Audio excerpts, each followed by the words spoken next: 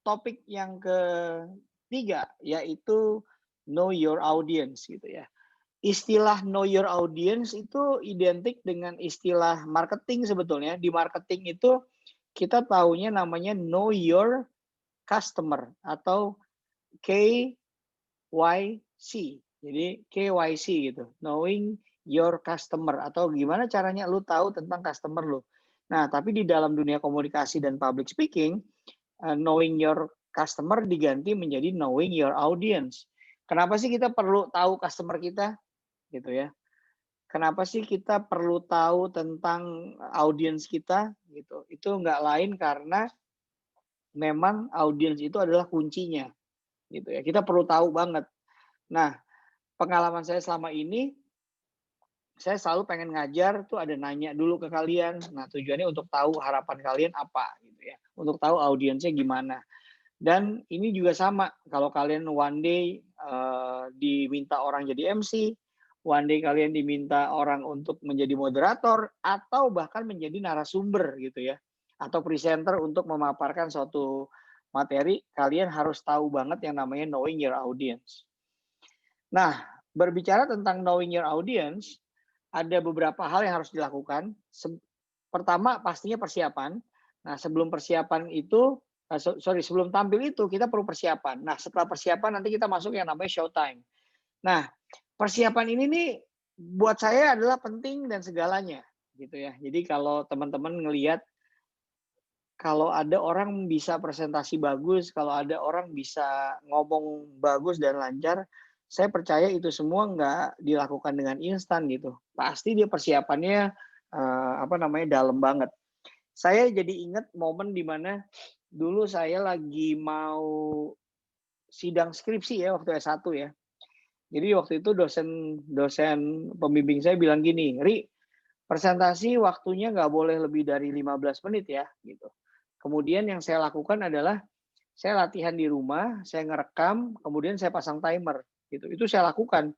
Sampai itu saya lakukan dengan cara itu sampai saya akhirnya tesis untuk S2 gitu. Jadi begitu saya masuk ke ruangan sidang, saya tahu waktunya cuma 15 menit, kemudian topik saya ini banyak gitu yang harus saya bahas karena waktu itu alat analisis saya cukup banyak gitu, ada 3. Saya datang menemui pembimbing saya bilang, "Pak, mohon maaf saya udah latihan dan saya lihat 15 menit sulit, Pak. Jadi sepertinya the best I can do is mungkin antara 19 sampai 20 menit," gitu. Saat itu reaksi pembimbing saya, malah happy gitu, dan karena dia tahu bahwa saya prepare dengan serius. Kalau saya nggak prepare dengan serius, atau saya nggak siap-siap dengan serius, saya nggak mungkin bisa tahu sampai menitnya ke situ gitu. Dan rupanya cerita ini teman-teman, itu adalah menjadi sebuah cerita yang selalu diingat sama pembimbing saya tuh. Jadi kalau saya ketemu sama pembimbing saya sekarang nih gitu ya, dia selalu ngomong gitu, "Ri, saya tuh selalu ingat kamu karena kamu tuh mahasiswa saya yang pertama kali, melaporkan kamu akan tampil berapa menit gitu, karena selama ini orang malah nggak pernah ada yang ngelaporin gitu." Nah, itu menurut saya penting banget. Teman-teman kalau perhatiin, ini adalah slide ketiga saya, kalau kamu perhatiin ada beberapa kesamaan. Kesamaannya adalah saya lebih banyak menggunakan gambar dibandingkan tulisan gitu ya. Dan proses untuk nyari gambar yang resolusinya nggak kecil tapi yang gede, itu butuh waktu. Itu butuh waktu, butuh energi gitu. Jadi saya percaya tuh kalau orang bisa melakukan sesuatu tuh pasti persiapannya benar. Jadi kalau orang bilang percayalah bahwa proses tidak mengkhianati hasil, ya buat saya sih saya setuju gitu ya tentang hal itu. Nah, kenapa kita perlu tahu audiens kita? Karena dengan kita tahu audiens kita bisa tahu dia maunya apa. Kalau kita udah tahu dia maunya apa, ya, eee, kita bisa tahu apa yang mereka, tahu gitu ya. Jadi kayak gini, saya tuh mau nerangin tentang bahayanya Covid gitu ya. Menerangkannya kemana? Di depan dokter kah? Di depan, tenaga medis kah? Perawat? Atau di depan orang umum? Nah, apa yang kita presentasikan akan menjadi beda jauh loh. Kalau kita bicaranya di depan dokter-dokter yang ahli, waduh gue nggak boleh salah ngomong nih, gitu ya. Apalagi, orang-orang yang memang berkecimpung langsung di sana. Tapi kalau misalnya kita ngomongnya ke pedagang-pedagang kaki lima hanya untuk, mensosialisasikan bahwa pakai masker itu penting. Nah, itu menjadi hal yang beda gitu. Jadi, kalau kita tahu kira-kira pengetahuan mereka apa, maka kita akan bisa tahu harapan mereka tuh apa, ya. Jadi, kalau kita tahu knowledge mereka apa, maka kita bakal tahu ekspektasi mereka apa. Mmm, jadi kalau saya gabungin ya, materi yang kedua tadi dengan yang ketiga, ini kalau saya selalu melakukan callback ini nih teman-teman ya, supaya kalian ingat lagi, nyambung lagi dari yang kedua nyambung ke yang tiga. Ingat ya, di slide kedua saya sempat ngasih tahu bahwa ada rumus yang namanya cek, amini, perbaiki.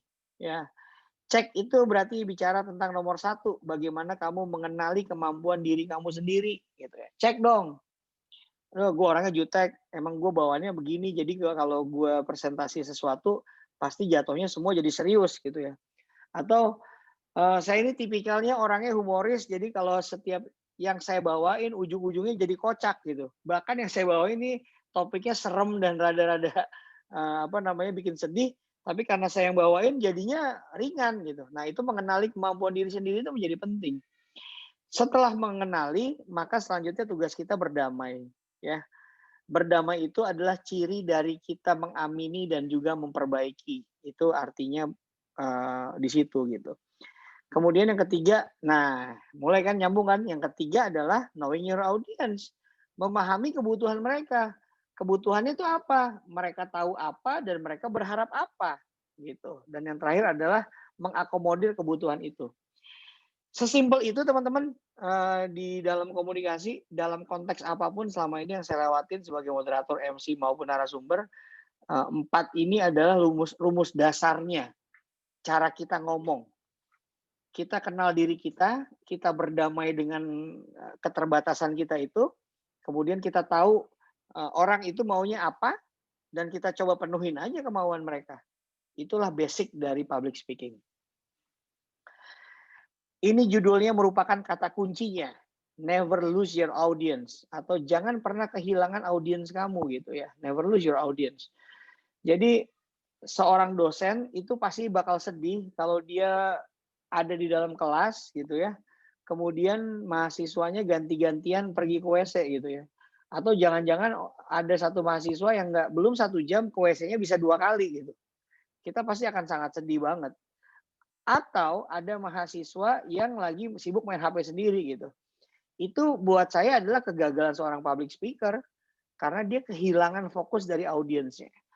Nah, saat kita lagi tampil sebetulnya kita bisa ngebaca sih, kita ini bisa megang gitu ya, saya suka suka pakai istilah itu megang. Sebenarnya kita bisa megang audiens kita apa enggak tuh kalau pertemuannya offline gampang, ini cuman kalau online kalian menutup video gini mah susahnya setengah mati sih untuk mengetahui gitu ya. Apalagi audionya di-mute, videonya ditutup gitu ya. Tiba-tiba ada suara aja udah tidur gitu. Nah, eee, ya jadi menurut saya never lose your audience itu menjadi sangat penting banget karena apapun yang kita tampilkan itu harus selalu dari sudut pandang penonton atau audiens, bukan dari sudut pandang kita. Makanya tadi di basic public speaking nomor 4-nya adalah kita mengakomodir. Mengakomodir itu artinya kita berusaha memenuhi apa yang audiens mau, bukan apa yang kita mau, ya.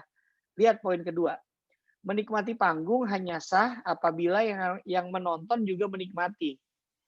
Jadi jangan sampai lu ngomongnya happy, "Waduh gue asik deh bisa ngomong 2 jam," tapi yang lain udah tidur, udah ngapain gitu ya. Berarti itu nggak bener gitu ya. Jadi menikmati panggung kalau yang nonton juga menikmati gitu ya.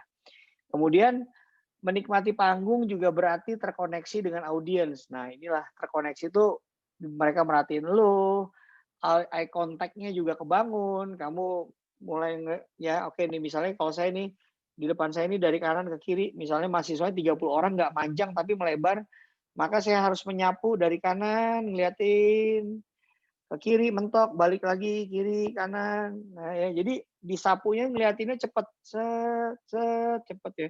Jangan juga, wush, wait, balik lagi, balik lagi, nggak gitu juga. Pelan-pelan aja, sesekali ngelempar ngeliat ke belakang.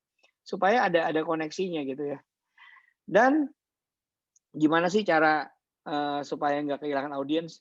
Tadi kalau kalian perhatikan kita mulai kuliah tadi 1:30 lewat ya gitu ya. Kemudian baru satu materi sedikit, saya bilang kita break deh, tanya jawab dulu. Itu tuh ngasih jeda gitu. Jadi kalau ibaratnya kurva orang merhatiin tuh konsentrasi, konsentrasi, konsentrasi, konsentrasi, sampai pada titik dia mulai ngantuk, lemes, lemes, lemes, lemes, lemes, lemes. Nah begitu itu kita break. Begitu break, biar dia naik lagi nanti kurvanya, naik lagi, naik lagi, naik lagi. Nah itulah yang perlu kita isi dengan energizing, kita isi dengan jokes, kita ngajuin pertanyaan ke mereka gitu kan ya. Nah, itu bisa dilakukan sih teman-teman. Nah, itu yang namanya jadi beberapa cara supaya kita nggak kehilangan audiens kita gitu ya. Cara berikutnya adalah saya baru tahu nih ternyata apa namanya, mahasiswa saya kemarin ada yang ngomong, "Pak, kalau lagi pelajaran offline tuh beberapa mahasiswa tuh jadi fokus gara-gara mereka tuh takut Pak ditanya sama Bapak gitu. Bapak kan suka nanya random tuh, tiba-tiba lempar ke sini, lempar ke sana gitu." Itu sebetulnya salah satu teknik juga yang dipakai oleh public speaker bagaimana ngejaga supaya full konsentrasi untuk beberapa orang gitu ya. Jadi begitu tadi saya lagi nyebut, oh Tasya, saya lagi nyebut siapa tadi? Dila gitu ya, Gina gitu misalnya saya lagi nyebut Raffi gitu. Itu tadi yang lainnya Wisnu gitu misalnya lagi santai gitu, tiba-tiba dipanggil, oh lagi dipanggil nih, bisa-bisa dia mulai duduk gitu kan. Nah itulah sebenarnya beberapa hal yang bisa dimainin sama public speaker untuk menjaga konsentrasi audiensnya tetap ada.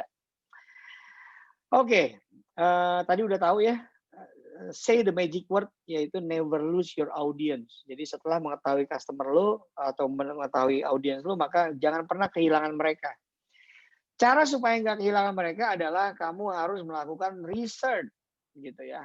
Kamu harus melakukan riset, bahasa Indonesia riset. Untuk apa? Riset apa? Riset mencari maskot.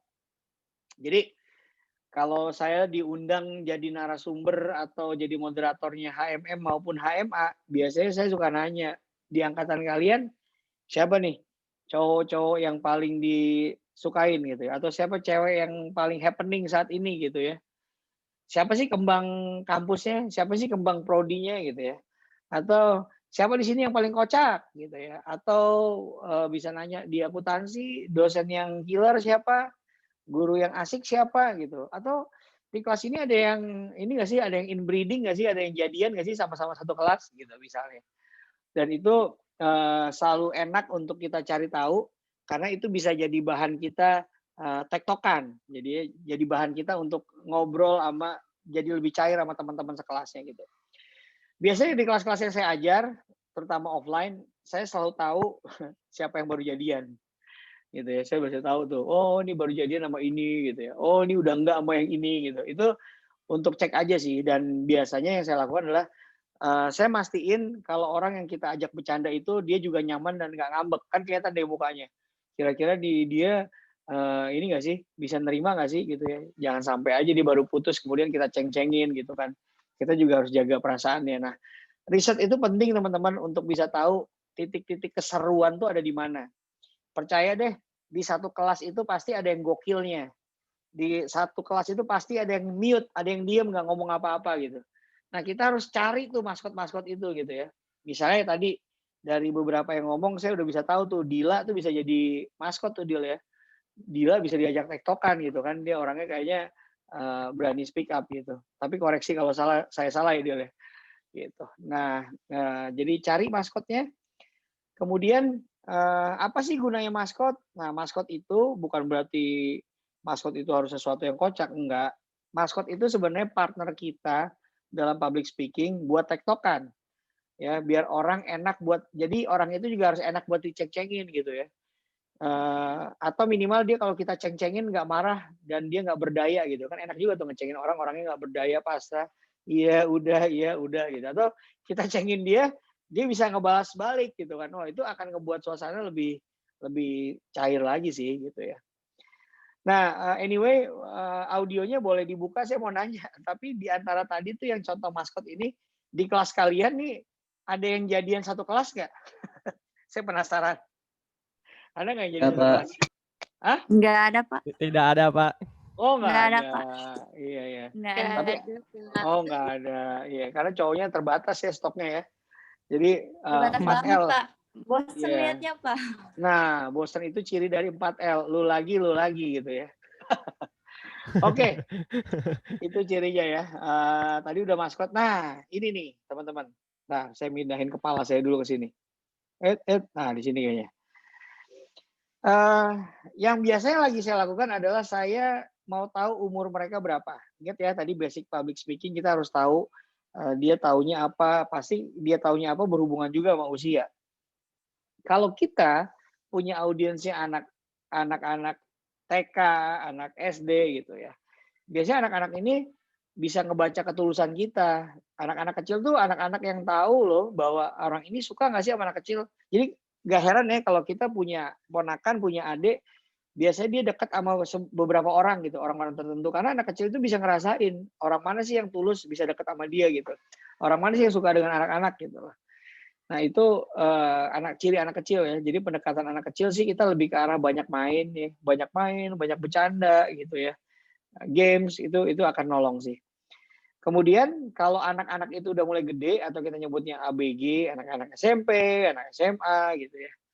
Kita harus nunjukin ke mereka bahwa kita adalah bagian dari kelompok mereka gitu ya. Jadi kalau anak-anak ini hobi main, Pro Evolution Soccer 2021 atau sebentar lagi mau keluar FIFA 2021, udah bisa pre-order, lu udah nyambung. Atau dia suka nge-game, dia tahu entar lagi PS5 udah bisa keluar dan lu udah mulai ngerti gitu ya.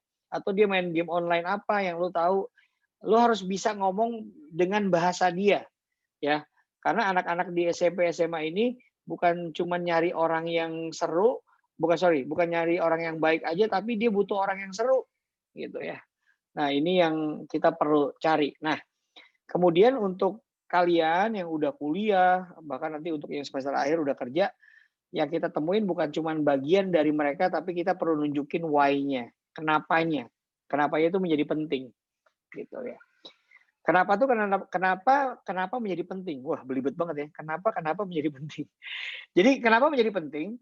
Karena gini, kalau untuk orang yang sudah berumur, udah dewasa, saat dia mendengarkan orang, dia harus tahu bahwa orang itu akan kasih satu benefit atau knowledge atau sesuatu yang baru buat dia gitu. Jadi kalau nggak ada gunanya, ah ngapain gue dengerin gitu ya. Nah orang-orang dewasa cenderung begitu. Ini adalah kunci buat kalian kalau one day kalian dimintain sama Pakuan, dimintain sama akuntansi, tolong dong teman-teman akuntansi bantuin promosi ke sekolahannya." Berarti kamu bisa make, kalau kamu balik ke SMA kamu, kamu bisa make jurus yang di tengah, gitu ya. Tapi kalau kamu diminta untuk bagaimana membujuk orang untuk masuk Unpad misalnya, ke orang tuanya, berarti kamu bisa pakai jurus yang kanan, betul kan? Karena orang tua mau tahu why-nya, dia mau tahu kenapanya dan kenapa ini penting gitu loh. Oke, tahu karakteristik itu perlu banget sih. Lalu bagaimana dengan orang yang lebih tua lagi nih, gitu ya. Tadi kan orangnya lebih tua tapi belum jadi tua-tua banget lah ya. Jadi ibarat kata mungkin umurnya 30-an, jadi Mahmud lah ya, Mahmud-Mahmud gitulah ya, atau macan-macan ternak gitu. Nah jadi, eee, kalau usia mereka lebih tua, misalnya 50, 60 tahun, 70 tahun bahkan, kamu harus bisa memposisikan diri lebih rendah di awalnya, ya. Salah satu cara memposisikan diri lebih rendah adalah menggunakan kalimat, "Mohon izin sebelumnya, Pak," gitu ya. "Mohon maaf sebelumnya, Pak. Mohon izin sebelumnya, Pak," gitu. "Mohon izin saya bertanya, Pak, bla bla bla bla," di ending-nya kemudian kamu masuk, "Mohon arahannya, Pak," gitu ya terakhirnya. "Mohon arahannya, Pak. Terima kasih." Gitu. Selalu dipakai kata-kata itu adalah, kata-kata sakti yang dipakai, orang Indonesia yang sesuai dengan budaya kita gitu kan. Saya kalau ingat lagu lagu anak saya tuh yang dulu anak saya ikutan Purwacaraka ada 4 kata ajaib ya. 4 kata ajaib itu adalah, terima kasih, maaf, permisi, sama tolong gitu. Nah, di Indonesia itu penting banget gitu bahwa kita, apa namanya, memposisikan diri kita lebih rendah atau lebih sopan gitu untuk orang-orang lebih tua. Dan orang yang lebih tua lebih suka dengan bahasa yang formal gitu ya. Bahasa formal, nah ini yang sering kesalahan dari banyak kita semua. Ingat, kalau ngomong sama orang tua jangan pakai aku, tapi saya, ya. "Pak, mohon maaf Pak, aku nih dari Pakuan." Gak enak kan? Gimana kalau Pak mohon izin sebelumnya, perkenalkan saya, Raffi, saya dari Pakuan Pak. Beda nggak rasanya Pak perkenalkan saya Raffi, aku Raffi dari Pakuan, beda. Walaupun ada beberapa cewek-cewek yang kadang-kadang mungkin suka emang aku-akuan sama yang lain gitu ya, jadi bawaannya, "Aku tuh," gitu, bahkan ke dosen aja, "Aku tuh," gitu. Yang menurut saya itu nggak tepat gitu, pakai kata "aku" itu nggak tepat. Harusnya dia pakai kata "saya", ya. Jadi bahasanya lebih formal. Materi harus tetap kuat. Nah, ini juga sama orang tua tetap, harus penting materinya. Jadi keuntungannya adalah overall sih sama orang tua mah enak lah ya, selama kita anak muda. Bayangin ya, kamu presentasi di depan orang tua yang seumuran sama nyokap kita, pasti kita dianggap anaknya. Kamu presentasi ke orang yang lebih tua dari kamu pasti dianggap adiknya gitu. Jadi enak kok kalau orang tua mah cenderung lebih santai lah kita. Selama kita tahu menempatkan diri, selama kita tahu sopan santun dan tahu menggunakan bahasa yang benar. Ya, itu kata kuncinya knowing your audience untuk orang-orang yang lebih tua. Termasuk juga berarti dengan pembimbing dan penguji kalian sidang nanti ya. Nggak lucu kan? Pada kesempatan kali ini aku akan presentasi tentang pengaruh saham terhadap misalnya aku gitu. Jadi nggak enak gitu ya. Tapi itu masih ada loh orang kejadian kayak gitu sampai sekarang. Kalau saya sih pasti saya tegur ya. Nah, persiapan udah. Selanjutnya adalah showtime atau saatnya kita tampil. Nah, di showtime ini, teman-teman, kita udah mengantongi banyak senjata nih. Kita udah tahu audiens kita, umurnya berapa. Dia anak-anak, ABG, orang dewasa, atau orang tua gitu. Kita udah tahu. Kita udah melakukan riset juga tadi sebelumnya. Siapa sih maskotnya? Ya, siapa baru jadian, siapa paling kece, siapa high quality jomblo, siapa yang baru putus, siapa kembang kampus, kita udah tahu semua. Oke, it's time for showtime gitu ya. Ini waktunya kita untuk tampil. Nah, saat tampil, ada lagi teknik yang bisa dipakai untuk knowing your audience, adalah saya menyebutnya dengan nama cek ombak. Tapi nanti ini jangan dicari ya di buku-buku lain, apa ya, cek ombak tuh apa nih gitu ya. Ini beberapa teorinya teorinya boleh mungut di jalanan gitu. Jadi saya percaya ini ada beberapa teori yang ya udah saya ngejalanin ini hari-hari dan saya tahu ini bisa dipakai gitu. Saya sih nyebutnya cek ombak. Jadi kita mengajukan pertanyaan sederhana sampai ke yang rumit gitu ya, atau boleh jadi yang rumit ke sederhana gitu, ke audiens. Misalnya, "Halo, assalamualaikum warahmatullahi wabarakatuh. Selamat pagi, selamat siang, selamat sore, salam sejahtera bagi kita semua. Senang kembali lagi bersama saya Ari," atau perkenalkan nama saya Ari. "Saya hari ini akan mensosialisasikan kenapa masker N95 dan masker medis itu penting dan lebih efektif dibandingkan masker scuba," gitu ya. Nah, terus saya langsung lempar nih, cara cek ombaknya bisa begini, "Boleh saya tahu nggak di sini, ada nggak yang tahu masker scuba tuh apa sih? Atau masker jenis apa sih yang termasuk dalam masker scuba?" Nah, gitu ya. Nah, itu kalian bisa ngajuin gini, atau pertanyaannya bisa jadi dari yang paling rumit ke yang sederhana. "Kalian tahu nggak kenapa masker scuba itu dilarang? Ada yang tahu bahannya, bahan dari apa?" Wah, rumit, "Aduh, bahan kain kita nggak ngerti," gitu ya. Atau kita mudahin lagi pertanyaannya, "Tahu nggak masker scuba apa? Semua masker yang dari kain kan?" Gitu. Misalnya kita mulai ngajuin ke mereka. Intinya adalah supaya nanti ada yang menjawab, Mbak. Dari semua orang yang ada di ruangan itu, katakanlah jumlahnya 20, 30, 50 ya, sampai beratus-ratus, pernah juga di Unpad tuh kita ngadain acara sampai 500 orang gitu ya. Selalu aja ada di antara mereka itu semua yang berani untuk ngomong, gitu ya, berani untuk speak up, nggak malu bertanya. Dan pasti lebih banyak lagi orang yang malu, gitu loh. Nah, orang yang nggak malu itu, yang berani jawab itu, saya nyebutnya dia sebagai hotspot-nya. Oke. Jadi ada maskot, ada hotspot. Kalau maskot lebih enak diajakin tektokan buat dibecandain. Kalau hotspot, ini orangnya inisiatif tinggi. Kalau kita ngaju pertanyaan dia mau jawab. Kita ngadain kuis dia mau ikutan. Nah, itu tuh enak tuh hotspot. Itu harus dicari. Cara-cara nyarinya ya kita melakukan cek ombak.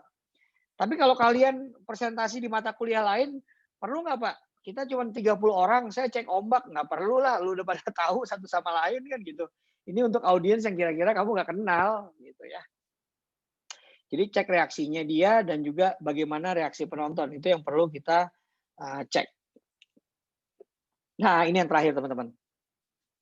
Ini namanya heckler. Boleh minum dulu ya.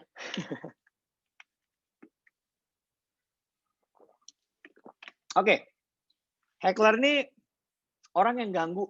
Intinya orang yang ganggu, orang yang interrupting lu saat lu lagi perform gitu ya. Heckler ini bisa orang-orang yang rese ngeluarin kata-kata, gitu ya, gak lucu lu," gitu ya, "Udah bosan bosan," gitu misalnya gitu. Ada juga yang gerakan gitu, ngelempar apa, itu mah udah rusuh banget ya, gitu ya. Atau hanya sekedar dia nggak ngeluarin kata-kata, dia juga nggak ngelempar apa-apa, tapi dia menggunakan gesturnya gitu. Dan gesturnya itu udah cukup ngebunuh, misalnya, "Hey, no," atau dia gini, tampangnya udah gitu, nah, dia udah ketahuan tuh, dari gesturnya dia udah nggak happy sama lu. Nah, kita nyebutnya mereka sebagai, heckler ya. Nah, lalu sekarang bagaimana sih cara dealing with heckler itu gitu? Langsung aja deh, heckler itu ada yang aktif, ada yang pasif tadi ya. Kalau dia udah ngeganggu lu, berani nyerang lu langsung tuh aktif. Tapi kalau cuman dia diem-diem aja gitu ya, atau dia sibuk ngobrol sendiri gitu, atau sibuk main HP sendiri gitu, itu dianggap pasif lah gitu ya. Jadi ada yang aktif, ada yang pasif. Nah, ini penanganannya beda-beda gitu ya, penanganannya beda-beda. Eee, tapi muara dari penanganan ini 2 sih. Pertama adalah kalau dia nggak ganggu banget, lu diemin aja. Gitu, selama yang lain nggak notice. Takutnya, kan ini 500 orang, ada yang main HP di ujung-ujung sana sekitar 5 orang gitu. Kalau kita bilang, "Mohon maaf," gitu ya, "mohon maaf itu ya yang main HP di belakang," gitu. Padahal 495 orangnya nggak notice ada yang main HP gitu. Tapi gara-gara, "Mohon maaf ya," gitu, orang jadi tahu bahwa lagi ada yang main HP gitu. Jadi selama orang nggak notice, diemin aja. Tapi kalau kira-kira dia mulai ganggu gitu ya, kita bisa tegur baik-baik gitu. Tegur baik-baiknya, tetap asik ya, misalnya gini, "Wah seru nih di belakang lagi diskusi apa nih? Boleh dong ikut sharing ke depan sama kita. Ya, ayo ikutan kuis yuk." Nah itu kan sebenarnya kita nyindir dia nih, "Waduh lagi seru nih, ngobrol apa sih?" Gitu. Itu cara kita, nyindir atau menyelesaikan baik-baik gitu ya. Atau ya kalau udah keterlaluan bisa dihajar gitu ya. Bisa dihajar atau, saya kadang-kadang suka juga sih, ngegunain kalau saya sebagai narasumber, saya suka gunain tangan panitia atau tangan moderator. Saya bilang, "Mbak, itu kayaknya di belakang ini deh," gitu ya. Jadi jangan sampai kita sebagai narasumbernya, kita ngotorin tangan kita sendiri untuk ngebersihin orang-orang yang ribet ini gitu. Kalau bisa panitianya, panitianya lebih lebih asik gitu ya. Dan mungkin nanti seiring jam terbang makin tinggi, semakin bisa kita nyelesain masalah heckler ini sambil kita bawa ke ranah jokes gitu. Jadinya lucu gitu. Misalnya gini, ada orang yang hilang muncul gitu ya. Bisa aja, "Sorry nih siapa sih yang habis buang air besar nggak nyiram, kok dari tadi nongol mulu," gitu. Bisa jadi akhirnya jadi lucu, tapi lu nggak boleh nanggung kalau lagi mau kayak gitu. Harus benar-benar bisa dipahamin lah intinya. Ya, itu teman-teman, jadi, itu penjelasan tentang knowing your audience, nggak banyak, tapi mudah-mudahan ini implementatif ya, bisa kalian lakukan, dan mulai kalian, apa namanya, ya boleh dipraktekin deh pelan-pelan in case nanti kalian ini ya, jadi jangan juga nanti ya begitu ada di mata kuliah lain presentasi gitu, temennya ngobrol, dia lagi presentasi, "Eh, itu siapa ya? Bisa nggak diem dulu?" Wah gitu. Jadi, wah gila nih gitu ya. Kita pun mood kita jadi rusak gitu. Tadinya lu mau light, gara-gara lu nasihatin orang udah ribet gitu. Itulah makanya nanti kita perlu perlu play smart lah untuk ini ya. Oke, teman-teman itu 2 materi kita tentang, apa namanya, The Art of Communication dan juga how, knowing your audience ya. Semoga apa yang saya paparkan 1 jam lebih ya, kalian bisa ambil sesuatu, bisa dipraktekin dan mudah-mudahan bisa berguna untuk ningkatin skill public speaking kalian. Oke, itu aja dari saya, nanti kita lanjut dengan tanya jawab ya, teman-teman semua ya.